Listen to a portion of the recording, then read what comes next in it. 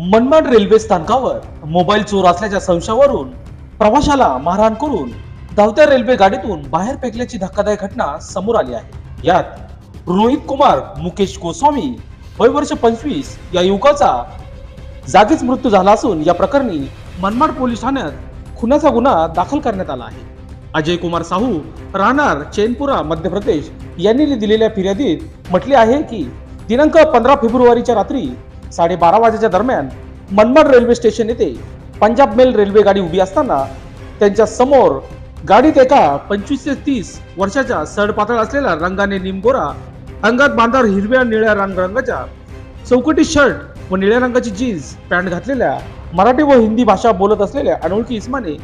मयत रोहित कुमार मुकेश गोस्वामी यांनी मोबाईल चोरी केल्याचा आरोप करून त्याला लाथाबुक्क्यांनी बेदम मारहाण केली।